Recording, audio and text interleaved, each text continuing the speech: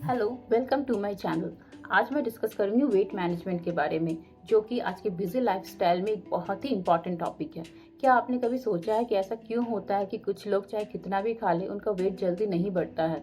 वहीं कुछ लोगों को बहुत ज़्यादा वर्कआउट या एक स्ट्रिक्ट डाइट फॉलो करना पड़ता है अपने वेट को मैनेज करने के लिए। इसका एक ही जवाब है, मेटाबॉलिज्म। ये एक बहुत ही फेमिलियर वर्ड है जिसे हम सभी ने बचपन में साइंस के सब्जेक्ट में पढ़ा भी होगा, बट अभी ज़रूरत है इसे प्रैक्टिकली समझने की, क्योंकि अगर आप अपने बॉडी के मेटाबॉलिज्म को अच्छी तरह से समझ जाओगे तो आप बहुत ही अच्छी तरह से अपना वेट मैनेज कर पाओगे। और साथ ही वीडियो के एंड में मैं कुछ टिप्स भी शेयर करूंगी जो आपको इस वेट मैनेजमेंट की जर्नी में काफ़ी हेल्प करेंगे। तो सबसे पहले हम समझ लेते हैं मेटाबॉलिज्म क्या होता है। जब भी हम कुछ खाना खाते हैं, फॉर एग्जांपल अगर हम एक सेब खा रहे हैं, तो हमारा जो डाइजेस्टिव ट्रैक्ट या पाचन नली है वो इस सेब को मॉलिक्यूल्स में तोड़ देता है। मॉलिक्यूल्स मतलब fats, amino acids, sugar.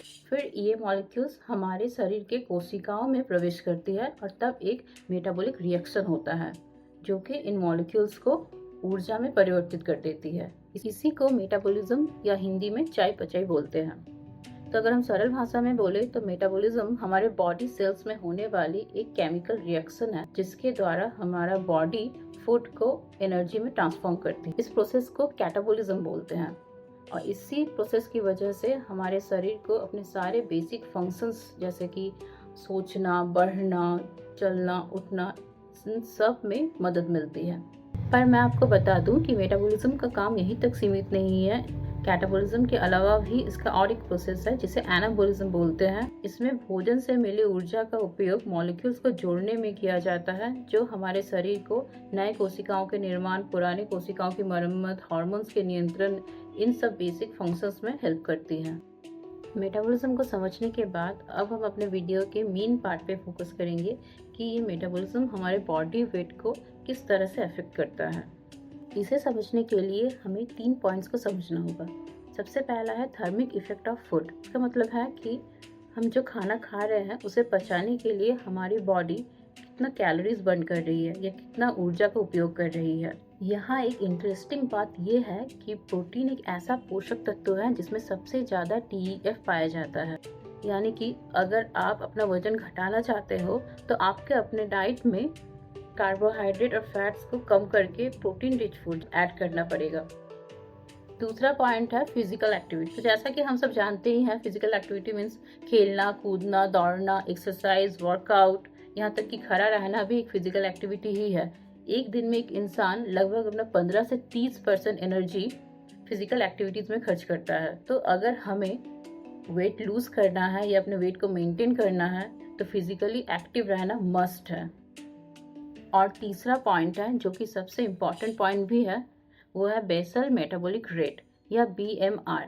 BMR दर्शाता है कि जब हम कुछ नहीं कर रहे हैं, हम विश्राम कर रहे हैं, उस वक्त हमारा बॉडी कितना कैलोरीज बर्न कर रही है या कितने ऊर्जा का उपयोग कर रही है। क्योंकि हमारे बॉडी के जो बेसिक फंक्शंस है जैसे कि सांस लेना, blood circulation, heart beat, cell production, ये सब कंटिन्यूसली हो रहे हैं। और ये जान के आप आश्चर्य हो जाओगे, हम एक दिन में लगभग 60 से 75% एनर्जी इन बेसिक फंक्शंस में खर्च करते हैं। इसका मतलब है कि हमारा बॉडी सबसे ज्यादा कैलोरीज तब बर्न कर रही है जब हम सोए हुए हैं या हम कुछ नहीं कर रहे हैं। Wow. पर इसका बिल्कुल भी ये मतलब नहीं है कि हम बस सोए रहेंगे और हमारा वेट लॉस हो जाएगा, क्योंकि ये BMR हर व्यक्ति का अलग अलग रहता है। पुरुषों का BMR 1600 से 2000 कैलोरीज पर डे होता है, वहीं महिलाओं का BMR लगभग 1400 से 1500 कैलोरीज पर डे होता है। और यहाँ पे एक बहुत ही इम्पॉर्टेंट बात यह है कि ये जो बेसल मेटाबॉलिक रेट है ये बहुत सारे फैक्टर्स से अफेक्टेड होता है जो कि हमारे कंट्रोल में नहीं होते, जैसे कि हमारे जेनेटिक्स, हमारा एज, हमारा वेट। हाइट जितनी ज़्यादा होगी मेटाबॉलिज्म भी हाई रहता है। उसके बाद आता है जेंडर, हार्मोन्स, यहाँ तक कि टेम्परेचर भी हमारे मेटाबॉलिज्म रेट को अफेक्ट करती है। तो अब तो ये क्लियर है कि क्यों कुछ लोगों को बहुत ज़्यादा स्ट्रगल करना पड़ता है वेट लूज करने के लिए। एक्चुअली उनका मेटाबॉलिज्म रेट लो होता है जिससे एक्सेस कैलोरीज बॉडी में फैट के रूप में स्टोर होने लगते हैं और वेट बढ़ने लगता है।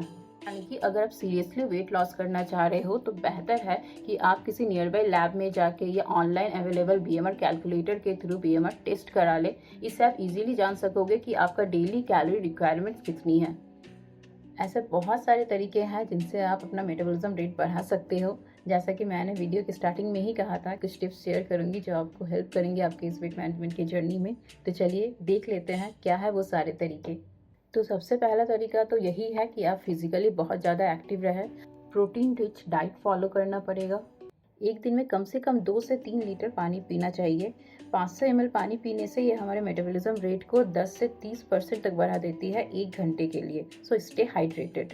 आप अपने ड्रिंकिंग हैबिट में कॉफ़ी और ग्रीन टी को ऐड कर सकते हैं। इनमें मौजूद कैफीन और कैटेकाइंस हमारे रेस्टिंग मेटाबॉलिक रेट को बूस्ट करते हैं। आप एक बार में ज़्यादा हेवी खाना ना खाकर इसी मील को आप स्मॉल पोर्शंस में डिवाइड करके एक रेगुलर इंटरवल्स में खाएं। इससे हमारा मेटाबॉलिज्म रेट हाई रहता है। And last but not the least, आप भरपूर नींद लें, क्योंकि एक अच्छी नींद हमारे रेस्टिंग मेटाबॉलिक रेट को बहुत ज़्यादा बूस्ट करती है।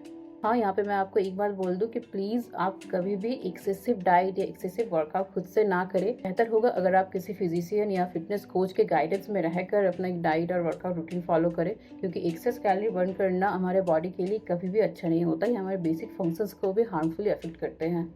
सो आई होप आपको ये इन्फॉर्मेशन यूजफुल लगी हो। यहीं पे इस वीडियो को ख़त्म करते हैं। मिलेंगे नेक्स्ट वीडियो में कुछ ऐसे ही इंटरेस्टिंग टॉपिक के साथ। So please don't forget to like, share and subscribe this content. Thank you.